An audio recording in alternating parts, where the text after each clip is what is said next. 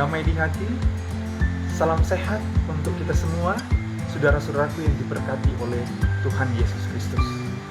Saya berharap saudara-saudara berada dalam keadaan yang sehat, selalu berbahagia dan tentu saja diberkati oleh Tuhan. Kita bersyukur karena saat ini kita sudah diizinkan untuk beribadah di gereja. Dan pada kesempatan yang berbahagia ini, izinkan saya untuk berbagi informasi mengenai protokol kesehatan di gereja. Nah, saudaraku, apa saja protokol kesehatan yang harus diterapkan, yang harus dipatuhi oleh jemaat yang hendak beribadah di gereja? Yang pertama, pastikan bahwa kondisi tubuh kita berada dalam keadaan sehat ketika kita hendak beribadah di gereja.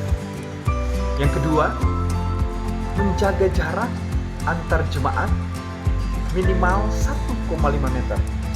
Jadi, saudara-saudaraku, ketika kita duduk, maka kita harus menjaga jarak kita dengan jemaat yang lain.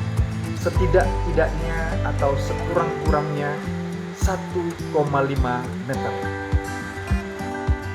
Selanjutnya, yang ketiga, kita harus membawa perlengkapan ibadah masing-masing. Jadi ketika kita mau beribadah di gereja, maka kita harus membawa Alkitab kita masing-masing. Selanjutnya, yang keempat, cuci tangan pakai sabun dengan air yang mengalir. Atau kalau tidak, kita menggunakan hand sanitizer ketika kita hendak beribadah di gereja. Kemudian yang kelima, kita wajib memakai masker. Dan selain itu, kita mengingatkan kepada jemaat yang lain untuk tidak lupa menggunakan masker. Saat ini sebaiknya kita menggunakan masker ganda.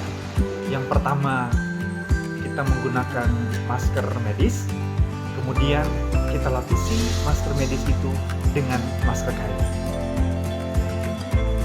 Kemudian yang keenam, hindari menyentuh wajah, menyentuh mata, menyentuh hidung, dan menyentuh mulut ketika kita beribadah di gereja. Kemudian yang ketujuh, hindari kontak fisik, dalam hal ini bersalaman atau berpelukan ketika kita beribadah di gereja. Jadi ketika kita hendak beribadah, kita bertemu dengan teman-teman kita, anggota jemaat yang lain, kita berusaha untuk menghindari kontak fisik. Dan yang terakhir, bagi jemaat yang masuk kategori kelompok rentan, anak-anak, lansia, atau mereka yang memiliki komorbid atau penyakit bawaan, maka dianjurkan atau disarankan untuk beribadah di rumah masing-masing. Saudara-saudaraku yang diberkati Tuhan, itulah protokol kesehatan yang harus kita patuhi ketika kita hendak beribadah di gereja. Jadi, jangan sampai kita melanggar atau tidak mematuhi protokol kesehatan tersebut.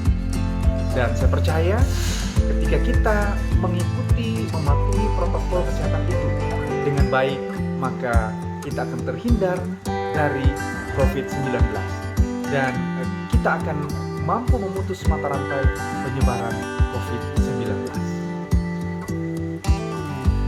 Nah, selanjutnya, saudara-saudaraku yang terkasih di dalam Tuhan Yesus Kristus, bagaimana protokol kesehatan yang harus dipatuhi oleh pengelola tempat ibadah?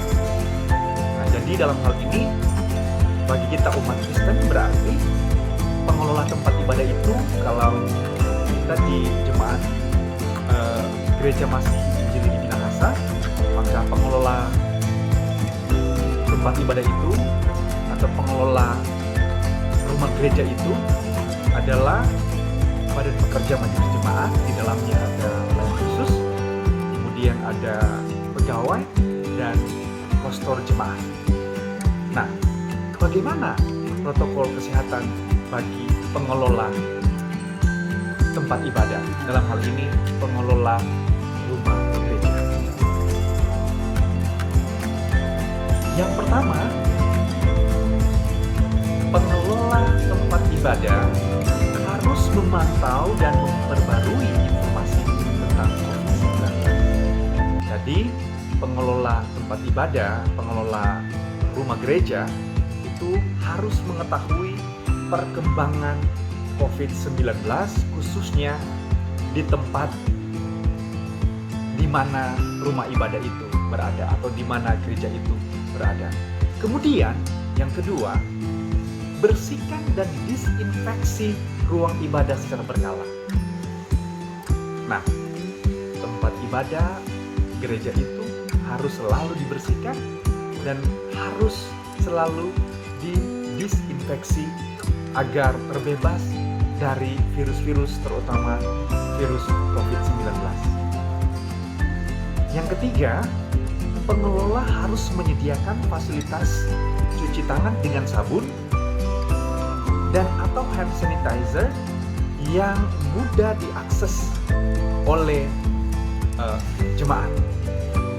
Nah, jadi ada tempat-tempat khusus yang disediakan di mana di tempat itu ada sabun dan kemudian ada air yang mengalir, atau kemudian ada hand sanitizer yang disediakan untuk jemaat dan itu harus mudah diakses atau mudah dijangkau oleh jemaat.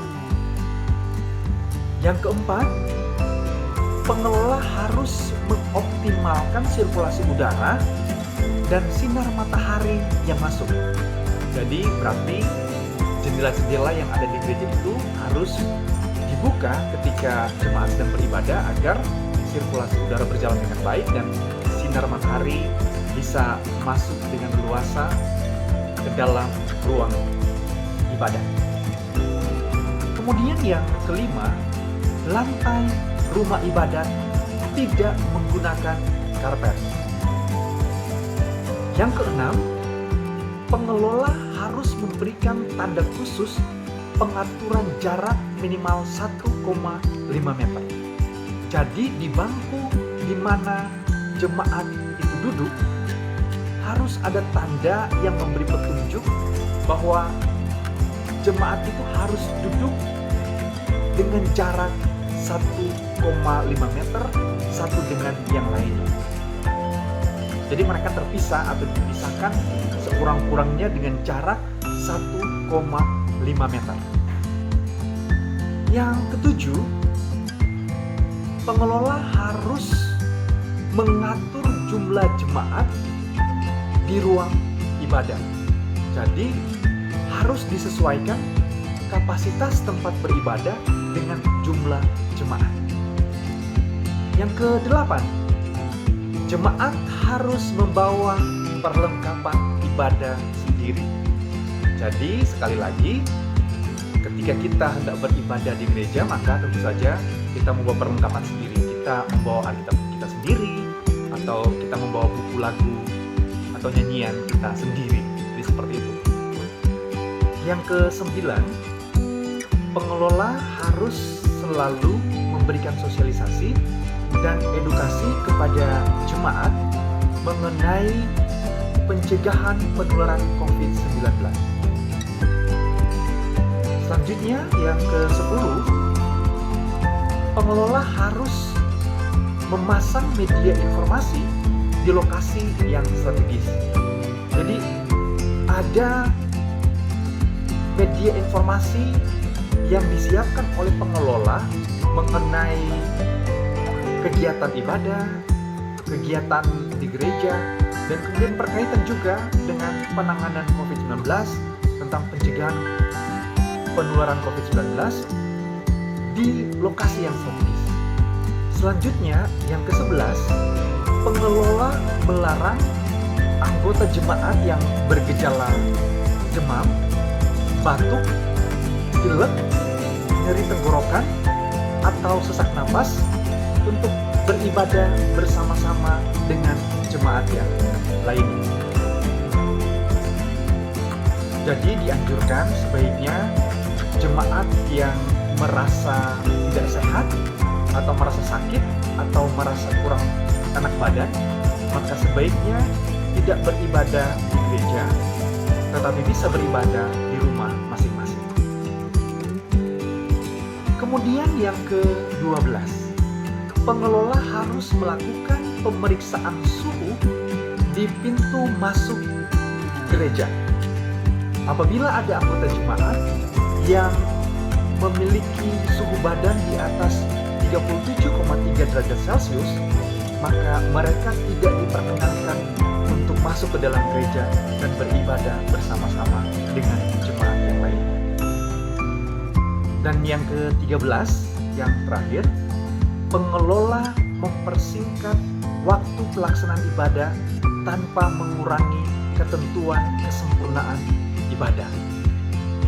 Jadi kita percaya walaupun waktu ibadah itu dipersingkat, tetapi itu tidak akan mengurangi kekusukan, tidak mengurangi nilai kita beribadah kepada Tuhan. Kita percaya ketika kita beribadah kepada Tuhan, ada berkat-berkat yang Tuhan sediakan bagi kita semua. Saudara-saudara yang diberkati Tuhan, demikianlah informasi mengenai protokol kesehatan di tempat ibadah, khususnya di gereja. Dan saya yakin percaya bahwa Tuhan akan selalu menjaga, melindungi, menguatkan kita menjalani kehidupan di masa pandemi. Kita percaya pandemi ini pasti berlalu. Semoga apa yang saya sampaikan bermanfaat bagi saudara-saudara sekalian. Dan tetap sehat, tetap aman, jangan lupa bahagia. Dan Tuhan pasti memberkati kita sekalian.